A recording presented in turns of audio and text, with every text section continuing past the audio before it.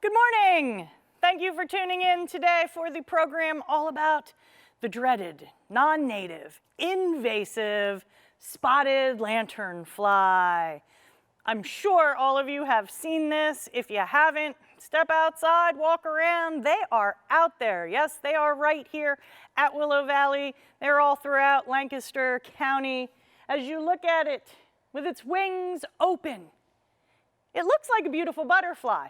It is not a beautiful butterfly. It is not a butterfly at all. It is a hopping, jumping insect that flies in short bursts and distances. It's an insect that is not supposed to be here. It came from Asia, but it is now here taking over our area. It's our part to help prevent the spread of the spotted lanternfly. So throughout the program today, I'm going to give you some ways to learn to identify them at different stages of their life. We'll learn how to stomp them, squish them, splat them, whatever you need to do to, yes, unfortunately, kill them. Only because they are destructive.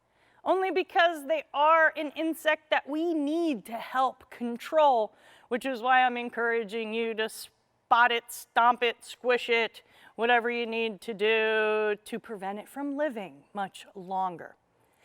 Also throughout the program today, towards the end, I'll show you how to identify their egg masses, how you can remove those egg masses from now until next spring, which will prevent many new ones next spring, because every egg mass can have 50 to 80 babies in it.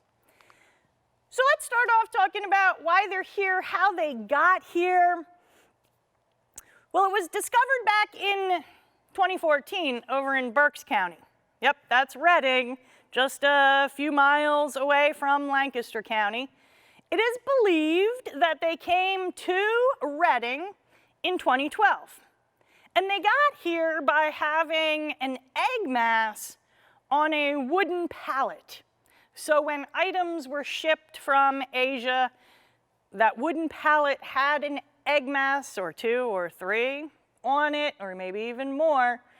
It came here to Berks County, and the following spring the egg mass hatched. Well, those babies turned out to be many more adults that then continued the cycle of laying their eggs, more young the following spring. And by 2014, people in Berks County were really noticing this new little bug. This bug that hops around. This bug that likes to hitchhike. Although it doesn't stick out its thumb and ask for a ride, it just jumps right into your car and goes with you, and then leaves your car and now lives in a new location. Or it hitchhikes by jumping on your shoulder, your pants, whatever, you don't notice it, and then you spread it. Well, back around 2012, they were also kind of taking over South Korea at that point. And we don't know everything about this insect yet. We're still learning. Season to season, we learn and we discover new things that help catch them, new things that help get rid of them, new animals in our environment that are now eating them because they are something new. The birds aren't just going after them and eating them. So all the wildlife and the humans are still learning about this insect. But what we do know is that they feed on the sap of trees. I'll talk about the different types of trees that they like to feed on. But one thing you need to know is that they don't bite, they don't sting, they're harmless if they jump on you. But they're not harmless to our agriculture. So they are an agricultural pest. Well, if we take a look at the lanternfly here in the adult stage, It's during the adult stage that they do most damage to our trees and to our fruit. So if we look at it, when it sits still, it has its wings over its body. It makes it really camouflaged and blending into the bark that it's hanging out on, or the tree that it's feeding on. But once it opens its wings, that's when we really get a good chance to notice it. Again, I know people have said to me, oh, but it looks like a beautiful butterfly. Yeah, it's pretty. It has the red in it. When it's mature and ready to mate, you'll see yellow on its abdomen, which I admit is pretty, but yet I know how destructive they are, so I guess I don't see that pretty red and yellow as being something pretty. Because if it were a butterfly, of course, I'd be encouraging you not to stomp it, squish it, and kill it. Because I think all of our other insects are important to our environment. Yes, even the mosquito, I know the one that bites us, is still important to all the other animals that it actually eats. So I don't encourage you to swat and kill all those mosquitoes, but I do encourage people to kill the spotted lanternfly. Because when there are hundreds of them on one tree, now here's an example of them feeding on an apple tree. They're gonna get into our orchards. They like those apple trees. They like the trees that they get a nice tasty sap when they're feeding and drinking that sap. Well, as they're feeding and drinking that sap, well, what goes in one way has to come out the other way. You know what I mean. They excrete what we call honeydew. And as they excrete that honeydew, the liquid that's coming out of their body, it drips all over the plants that they were feeding on. Well, it also drips on the plants that are underneath what they were feeding on. If you have a tree that they're feeding on and you have a deck or a balcony, sometimes the balcony and the deck are getting covered in this honeydew. It's mold. It blackens those plants.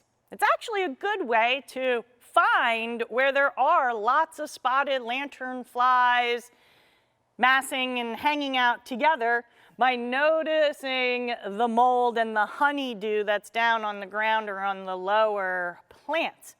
But can't be healthy for us, so we definitely don't want this on our balconies, on our decks. We don't want it close by. So that's another prime reason to help get rid of the lanternfly. That honeydew can be really sticky. It also has a funny smell to it. So if you notice the honeydew, the blackened plants, look around, that's where you're gonna see a lot of spotted lanternflies. Well, they have one favorite plant. And their one favorite plant is the ailanthus tree, which I'll talk about in just a moment. But anytime a non-native insect comes here, they might have a favorite plant that they eat in their native area, but then they come here and they find all these other wonderful plants. And that's what happened with the spotted lanternfly. It came here. Yeah, we have ailanthus trees, also known as the tree of heaven, that they feed on. But they found out that we have lots of grapes and apples and other orchard plants. Unfortunately, they also like our maple trees. Well, who doesn't? I love the sap from especially a sugar maple, but they feed on our sugar maples, our red maples, silver maples. They feed on sycamore trees and staghorn sumac trees, blueberries and hops. Even this year, which was the first time for me, I found them in my garden. Yeah, feeding on my vegetables. Well, anytime I find an insect I don't want in my garden, like the dreaded Mexican bean beetle that likes to eat my beans, I squish them. And so the lanternflies that end up in my garden, they're also getting squished because I don't want them eating my plants.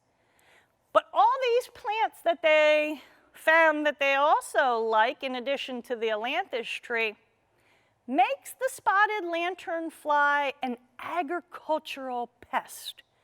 They're not just in our forests. They're not just in our backyards. They're out in our orchards, which could lead to future issues. We'll get to those in just a moment. As we look at the tree of heaven, also known as the ailanthus tree, it's a small shrubby tree with very smooth bark. It's a non-native tree. It's actually one of the trees that oftentimes people cut down in their yards, which is fine with me, because it spreads. It will take over.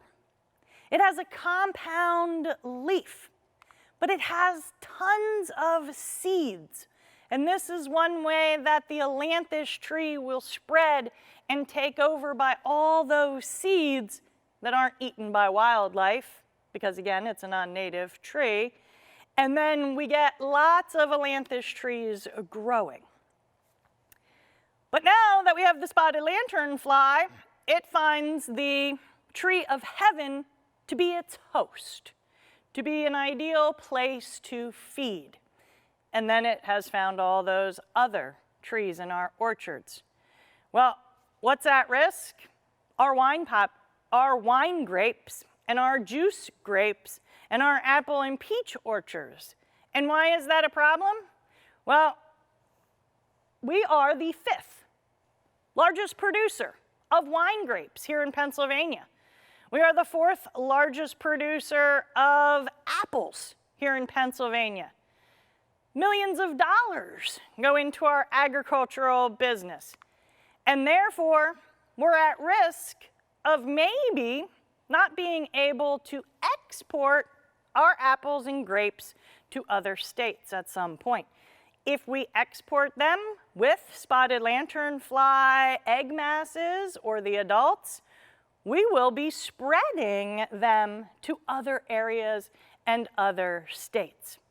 Also here in Pennsylvania, we are the #1 exporter of hardwoods, a $19 billion annual income from our hardwoods. We have the 3rd largest state park system. Well, that means also we have to think we have lots of tourists that come to not only Pennsylvania, Lancaster County, and as those tourists come here, they also can take that lanternfly with them. And that's not a good thing. We don't need the people who come visiting here to take that lanternfly down to Florida or over to Colorado or anywhere else in North America. So we really need to help ourselves learn and understand all the different stages of the spotted lanternfly's life cycle so that we can recognize them not only when they are adults, the way they currently look today, but also how they looked back in April. So back in April, when they first hatched out of their egg masses, they were these little black insects with white dots. And at that point, they don't even have wings. At that point, they stay crawling on the tree where they hatched out. They may also jump off of that tree, move to another tree, end up in our backyards. But they're not traveling great distances, but they're also hard to find because they are tiny. I actually brought a couple of those along with me today because in this bag, there are lots of the teeny tiny first instar of the spotted lanternfly. See, back in March 16th, in my office, our arborists brought me this piece of bark because normally the spotted lanternfly will lay its egg mass on the outside of the bark. This piece of bark was on a tree that fell off in one of our parks that our arborist crew found, and the only reason they found the egg masses on it is because the bark fell off of the tree. The egg masses were actually under that bark. That's where they were placed last fall. So they brought it to me thinking, hey, Lisa, you want to see egg masses that were under the bark, a new location? I thought it was great. I knew I would use it at some point in a program. Well, remember, this was March 15th. He brought this to me around 3:30 in the afternoon. I took it, brought it up to my desk. Luckily, I put it in a Ziploc bag and I sealed the bag. Because in my head, I know whenever you bring an egg mass in from the outside world in the wintertime and it gets warm, it could hatch, thinking all of a sudden that it's spring. So I put it that day safely in that bag. The next day I came to work and I got sent home for a couple of months. When I came back in May to my office, and I had totally forgotten about this during quarantine time while I was at home, when I came in May for the first day, luckily I had sealed the bag back in March because they did all hatch. So in this bag, there are about 300 teeny tiny instars. They were all dead at that point. When I came back to work, they probably suffocated in this sealed bag. I looked at it, saw they were all dead. Just to make sure, I took the antibacterial gel out of my pocket and I squeezed some in the bag here just to make sure that they would stay dead. So now I have it as this wonderful teaching tool, and I'm just really glad that none of them got out and were all over my office in May when we came back. If out in the real world, outside in our environment, by June, the spotted lanternflies that were these tiny little black and white bugs start turning red. And this is really when people begin to see them, because they are a little larger. They stand out a little bit more. That red, of course, catches our eye. You might see many of them together. And they're going to look like this up until about July. And when July rolls around, then they're going to start getting their wings. And they're going to look the way that they look right now. Well, starting in September, any day now, I haven't found any egg masses yet, but I have started to see some of the adults who their abdomen is starting to turn yellow, and that indicates that it's time for the females to lay their eggs. As they lay those eggs, she will lay columns and strands of eggs. If there's 50 eggs in that egg mass, those are all the ones that will hatch next year. The egg mass is only about an inch long. So here's the egg mass with the strands, with the eggs, and then what she does is she will cover the egg mass and secrete a solution on top of them that will harden up and protect the eggs that are inside. So here you can see that covering that she's put around those strands. That's what's going to protect them all throughout the winter. Okay? They start off looking a little gray, a little tanning color. They look like putty. To me, they also look like somebody took a piece of gum and just kind of smeared it right onto the tree. Over time, they will begin to crack. And so maybe in the wintertime, you'll see them as they start drying out and they're cracking. Don't worry, that's not going to prevent them from hatching out in April. The best way to get rid of those is to scrape them off of the tree. Okay? As we get rid of those all throughout the winter, that of course will eliminate the ones that will hatch. But we need to know what's the egg mass of the spotted lanternfly and what might be something else on that tree. Because not everything that looks similar to putty, or not everything that's a little 1-inch thing on the tree is a spotted lanternfly egg mass. You might have a gypsy moth egg mass, which in that case it would be okay also to eliminate that. But the egg mass of the gypsy fly or the gypsy moth look slightly different because it looks fuzzier than it does hard. Like, it doesn't look like putty or hard mud on the tree. It looks really fuzzy. And oftentimes with the gypsy moth, you'll have, in a place where there's an infestation anyway, you'll have lots of them together.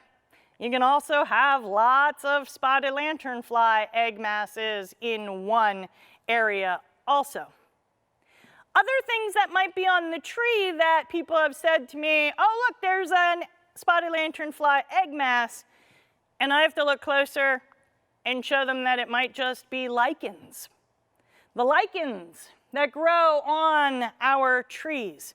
Oftentimes the light gray ones in color will really look, especially from a distance, like the spotted lanternfly egg mass. And we definitely don't want to scrape those off of the tree. We want to wait until we find the egg masses. Now, even if the egg mass is not covered by her secretion to make it look like putty, when you still see it like this, they will still hatch. They should still be scraped off of the tree, no matter if they look like the one on the far left or the one on the right there. As you look at this, you can see over here, we have the branches that have the egg masses on them. Here you can see them hitchhiking on a tire. And look at all those little ones that could jump up into the car and get a free ride somewhere, or even on the back of our clothing. They're hitchhikers. That's how they're going to spread. Because as an adult, even though they have wings, they don't fly for great distances. So it's by hitchhiking that they went from Berks County into all these other counties right here. And all those other counties here in Pennsylvania, in the tan here, are currently in a quarantine zone for spotted lanternflies. And we have been for the last 2 years. Now, as they are starting to spread out throughout Pennsylvania, those counties in blue were just added to the quarantine zone this year. The darker blue shows you where there are larger pockets of infestation. So now, in some of these other counties, there are spotted lanternflies there. It's just not an infestation yet, unfortunately. As we look at the whole Northeast, because currently they really only are here in the Northeast, again, the yellow shows you where they are, but not infestations.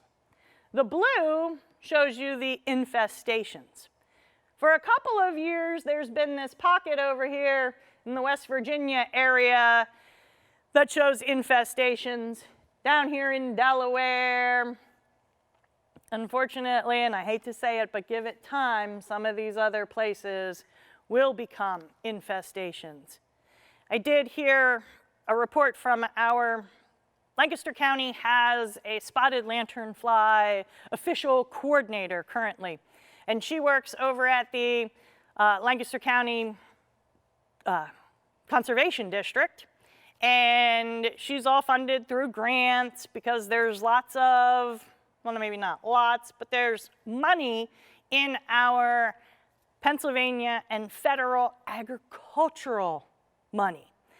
And that's one reason we were able to, or she was able to get that money to be able to do some educational programs, going out looking for the areas. All the other counties are getting them. So because it's an agricultural pest, there's money to help prevent it from going across all of North America. Well, she was telling me the other day, and I found this map which shows us where it could possibly, potentially in the future, spread. So there are places here in North America where it's not good habitat, it's not good weather. It's not a place where scientists think that the spotted lanternfly will eventually get to. But if you notice, since it's all the way right here now, it could possibly spread the whole way to central North America. And then she was telling me that this little pocket over here in California, of course, you know, Napa Valley, the wine country, that's the appeal of that location. So we really want to prevent it from moving anywhere. And in order to do that, there are a few things we need to follow, which is why we're in the quarantine zone. We want to safeguard Pennsylvania. We want to slow the spread. We want to be able to continue shipping our apples, shipping our grapes. And we want to slow this in order for science and technology to really learn everything there is to learn about the spotted lanternfly before it does take over. So quarantining the spotted lanternfly, what that means is we want to make sure that we know all of its life stages. We want to work together with each other to inspect things. We want to make sure that we don't send those egg masses somewhere else. If you're in a quarantine zone, technically, it is against the law to take firewood from here to any other county or any other state. We're also technically not allowed to move yard waste, whether it's from one place in Lancaster to another place in Lancaster, or worse yet, outside of the quarantine zone. And this is true for hard goods like rocks and tile and outdoor decorative items, even our vehicles. Everyone is required to check their vehicle before it goes. All commercial drivers had to, 2 years ago, they started this program where you have to take a little test about the spotted lanternfly. I took the test, I have the permit. That means I have to check my vehicle, any of the park's vehicles that I drive, all people who drive tractor trailers, any type of shipping truck has to be inspected each time before it leaves, especially before it leaves that quarantine zone. So I'm encouraging you, if you do travel and you leave Willow Valley and you go to Pittsburgh, check your car before you go. Make sure you're not taking any of them with you.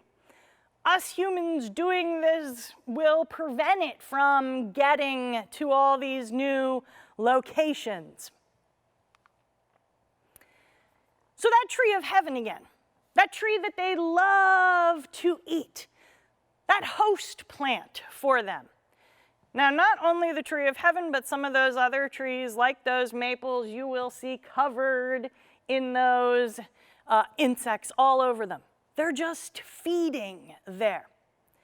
So what can we do to help eliminate them while they're on the tree of heaven? One of the most popular things is to wrap sticky tape around that tree, tree banding.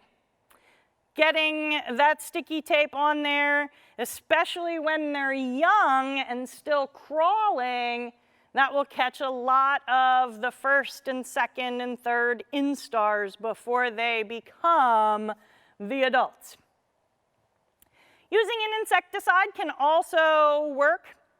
Now, there are some people who say, well, we should just cut all the tree of heavens down. Well, scientists don't now think that's the best thing to do. If we cut all the tree of heavens down, well, then they're definitely going to go to the maple groves. So we don't want them to go into our vineyards because they don't have the tree of heaven. Something that scientists have been doing is that they're treating tree of heaven trees with an insecticide that then when the spotted lanternfly comes and they feed on that tree, they die because of the insecticide that was put into the tree. It doesn't kill the tree, at least not right away, so they think. We were a test subject last year in the county park.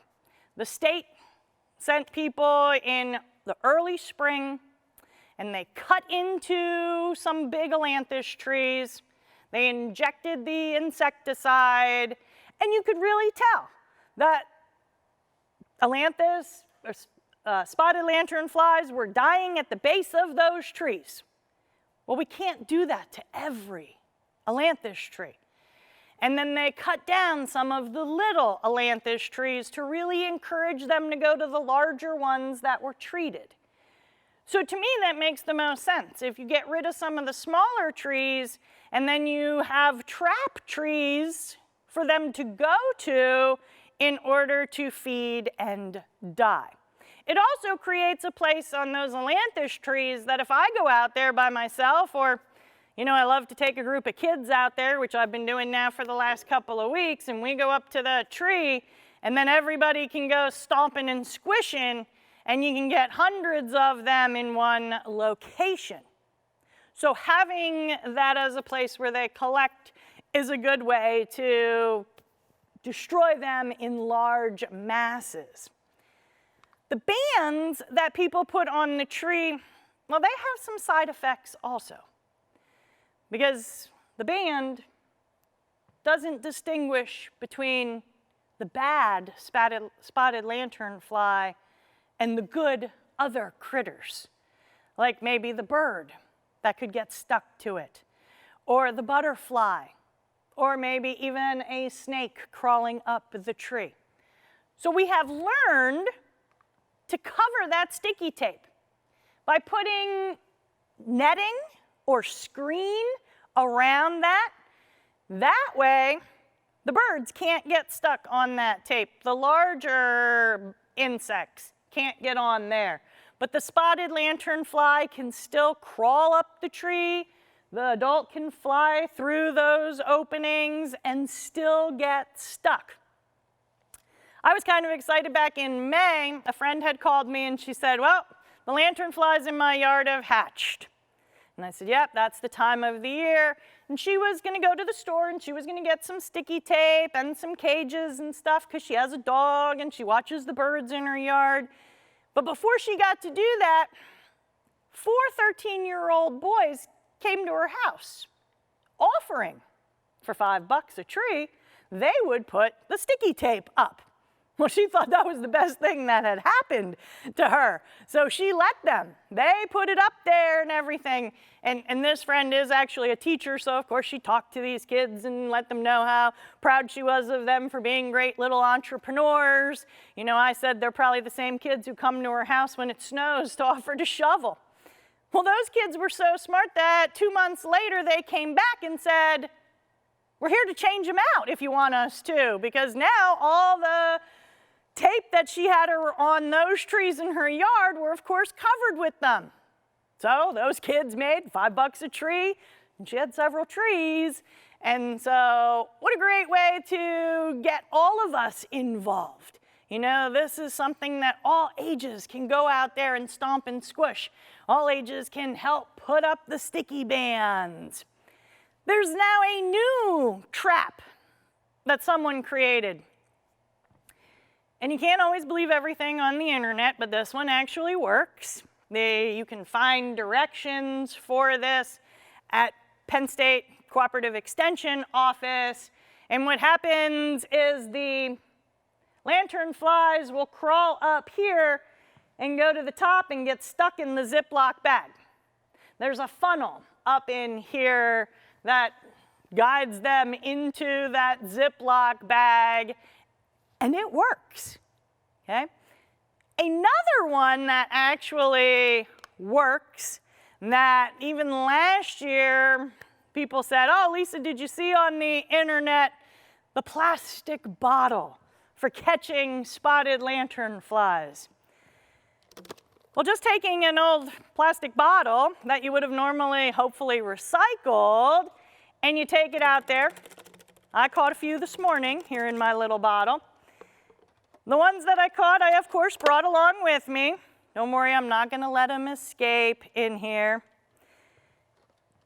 And if you take that bottle and you put it right in front of their head, they do really jump right in there.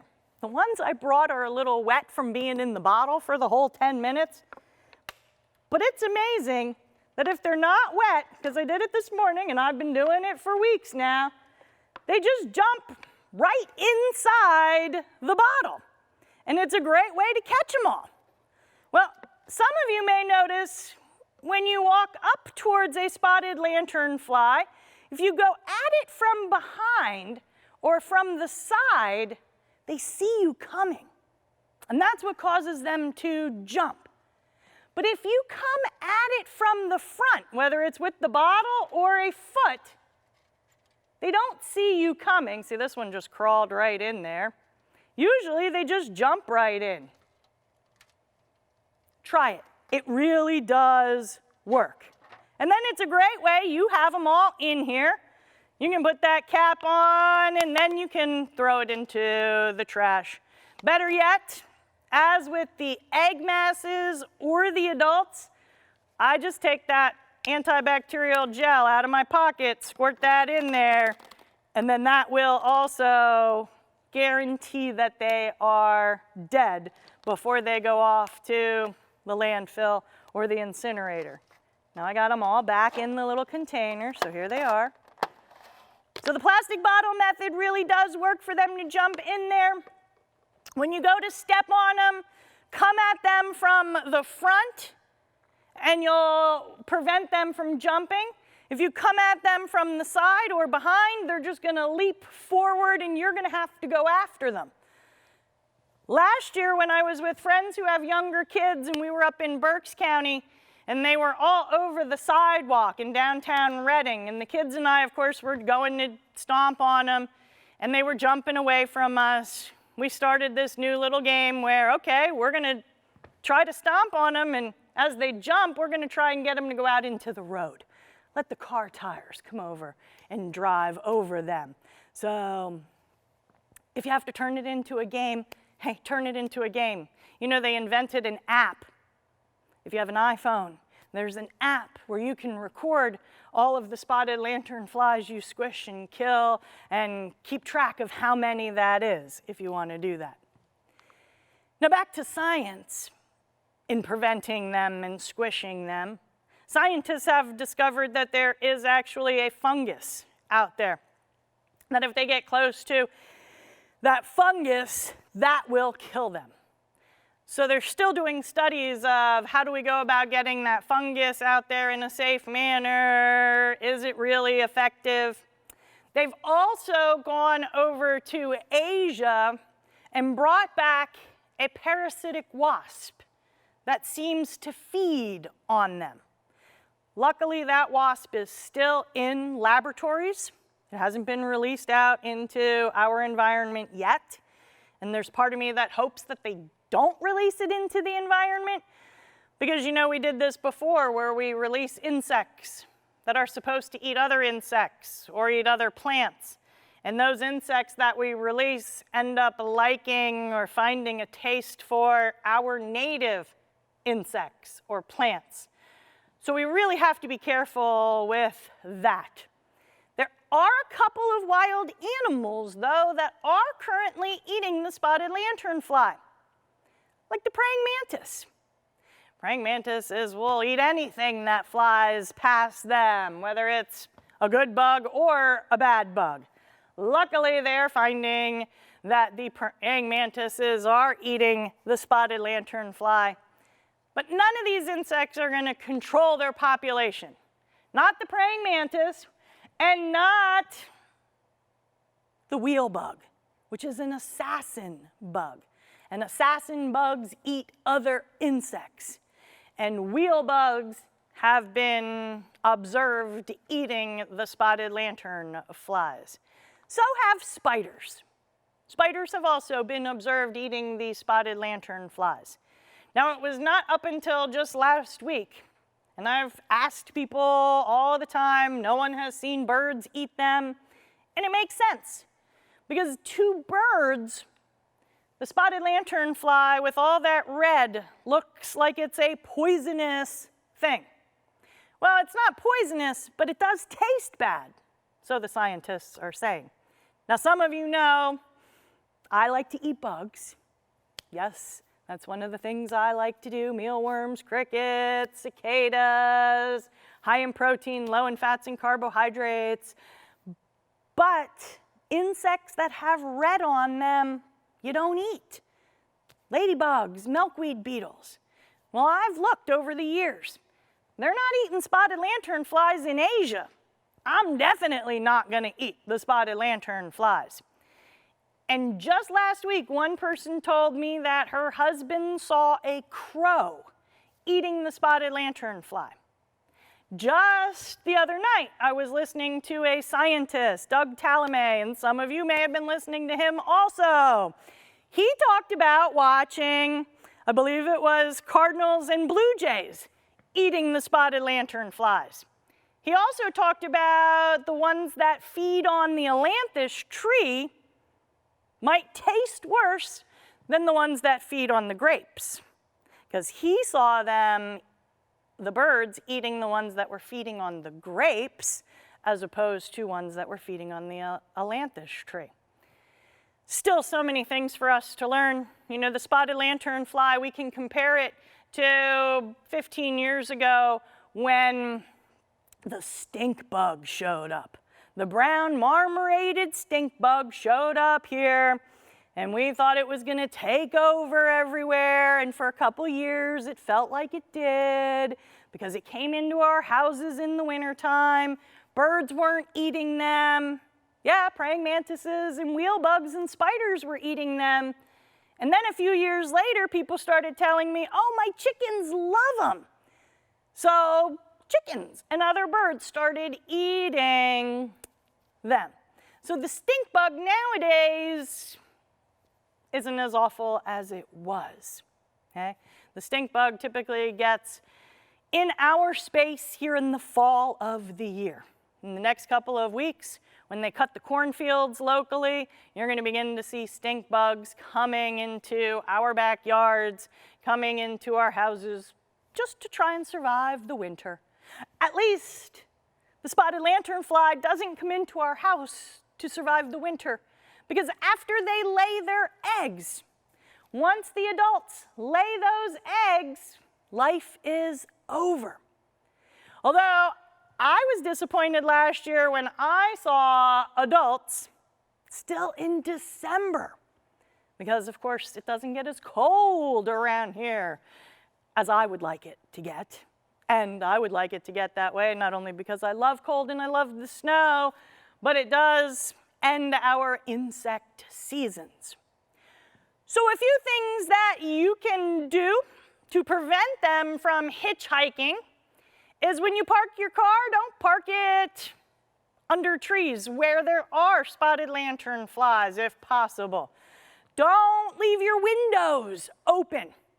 A couple weeks ago, I was in my garden at the county park, where this is the first year that in my garden plots at the county park, there were spotted lanternflies.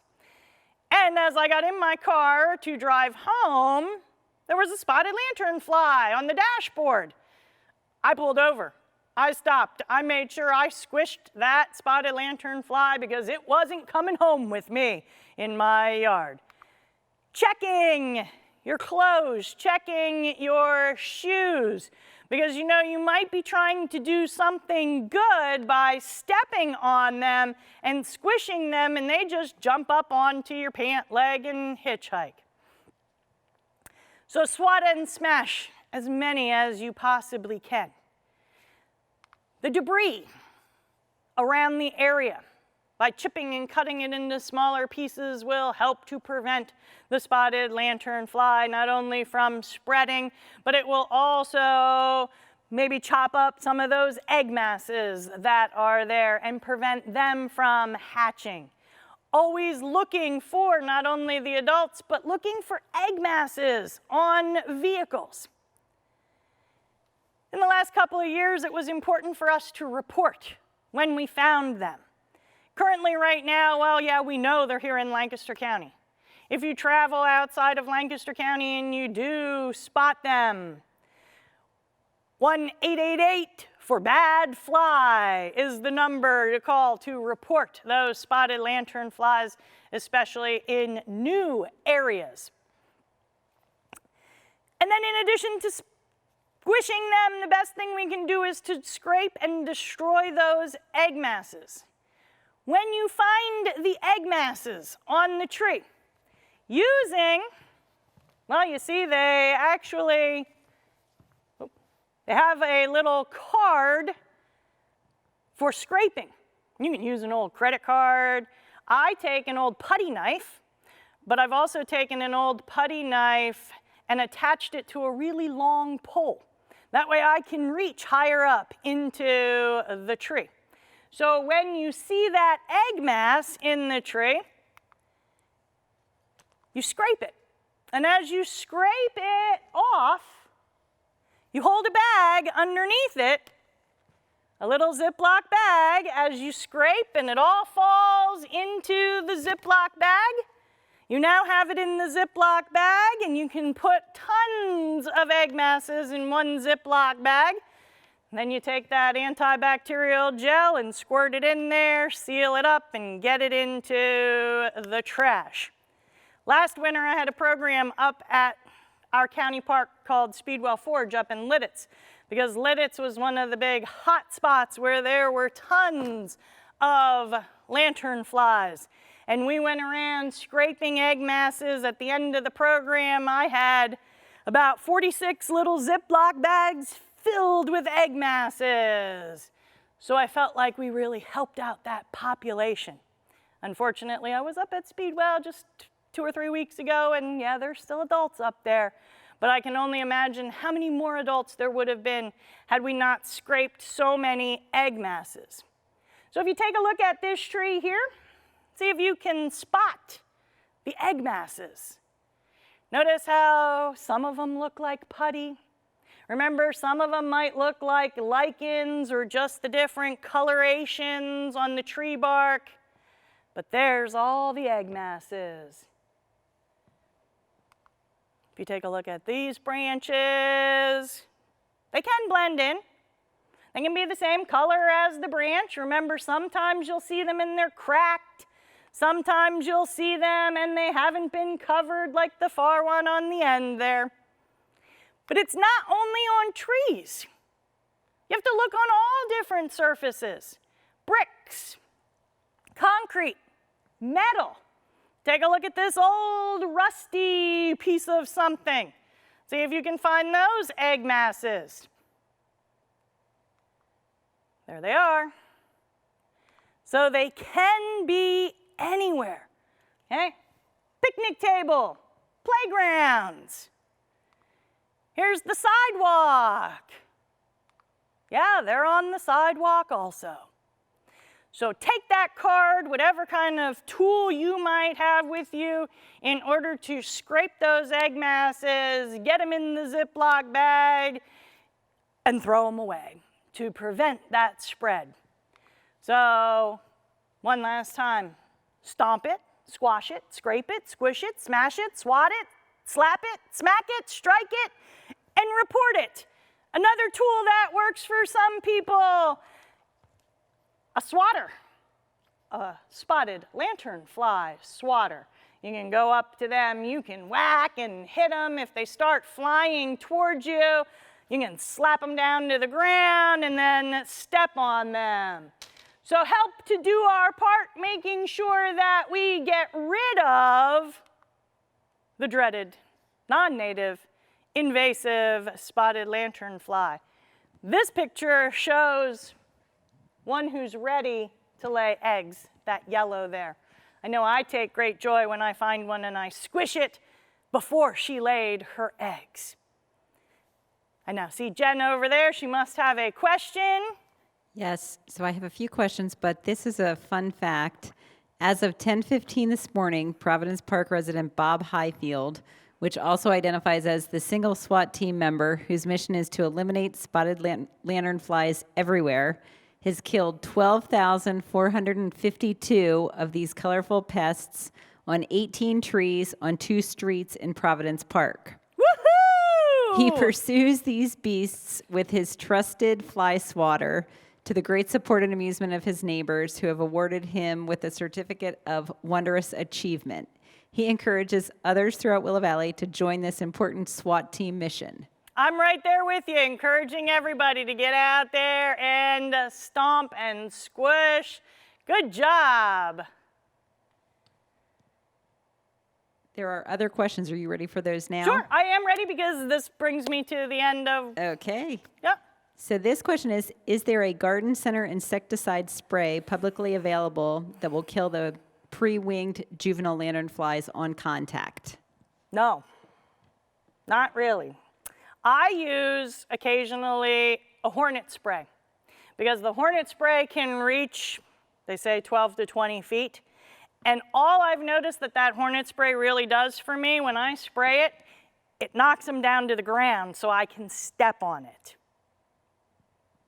The insecticides like that also don't kill the egg masses. So even if you spray the egg mass, because she has protected the egg mass, that doesn't kill the eggs that are on the inside. Yep. Okay, this question is, why don't the birds eat the spotted lanternfly? It's really that red color that is an indicator to them to stay away. And it will take however long until they actually try them and realize, ooh, they do taste really bad, or ooh, they taste pretty good, let's eat some more of them. So hopefully through time, kind of like the chickens and the birds eating the stink bug, it took a while till they acquired that taste. Hopefully that will happen. I thought it was interesting when Doug the other night was talking about ones feeding on Tree of Heaven having one taste and the ones feeding on the grapevines having another taste. Well, it makes sense. Typically, what you're feeding on is then how you will taste. So hopefully birds will acquire a taste for them at some point in time. I'm just glad that the spiders and the praying mantises and the wheel bugs are already taking a liking to eating them. Okay, this viewer says that on most mornings he finds 30 or so lanternflies on his patio and they're all dead. He wonders, have they laid their eggs overnight, and how do you spot the eggs if they are not covered? It is possible that their life has just come to an end, because in all of the insect world, once you lay your eggs, life is over. Okay? So they may have laid their eggs. They also say, and the reason I didn't say this earlier is because I don't find it always to be true, but I've heard people say, well, they come down from the trees at nighttime, and you're more likely to find them at the base of the tree at nighttime. Well, I've been out at nighttime, and there's still plenty up in the tops of the trees. Even in the middle of the day, they're at the bottom, and they're in the tops of the trees. Finding the dead ones, that's a good thing, and hopefully it is that their life has just come to an end. I think he had another question about how do you identify the ones that aren't covered. Yeah. Well, if you notice here, this one was starting to get covered down here, and at the top it's not covered. So it looks like putty when they're covered. Here's the one I was looking for. It looks like that putty when they're covered, and when they're not covered, it looks like long little strands right there. And so this one's not covered. They still also need to be scraped off because those eggs are still in there. That putty covering, or putty-like covering, is really just to also help protect them even more, which is why spraying an egg mass with an insecticide doesn't kill the egg masses. You really have to scrape and get them off of the tree, squish them a little bit, and that antibacterial gel works good too. Okay, a resident comments that maple trees on campus have been treated with insecticides and that many dead lanternflies can be seen under the trees. They also mentioned that they spray the lanternflies with soapy water on the lake's campus. Soapy water will also knock them down so that it makes it easier for you to step on them. In the maple sugaring industry, it's frowned upon treating the sugar maple trees. And I know you all have some beautiful sugar maple trees here. you're not tapping those trees. A sugar maple tree that has been injected with insecticide is one that we can't tap and collect the sap from it in the springtime and turn it into syrup. So that's not going to help northern and western Pennsylvania, where our largest sugar groves are. And one final question, can the eggs be sprayed with a dormant oil? An oil. Yes. I haven't heard that before. Oil, often if you spray a little bit of oil or you put a little, like using soapy water, using a little bit of oily water, when it coats the wings of an insect, it'll kill them sometimes. It'll also make it easier for us to squish them. I have not heard that about the egg masses. I doubt it, since they're so protected, and the fact that my hornet spray isn't going to kill them, but I'm not positive of that. There are no other questions. Great. If anybody does have questions, you can send those questions to Ask the Presenter, and they will forward them to me, and I will reply to them happily. So I appreciate everybody listening and tuning in today. And as you're outside walking around, have some fun with squishing and stomping on them. See if you can beat the gentleman who is already #1 here on campus with killing thousands and thousands of them on, I think, 18 different trees. So start recording that and have fun with it and help us control this non-native invasive agricultural pest. Thank you again, and I look forward to doing the next program with you all. Have a great day.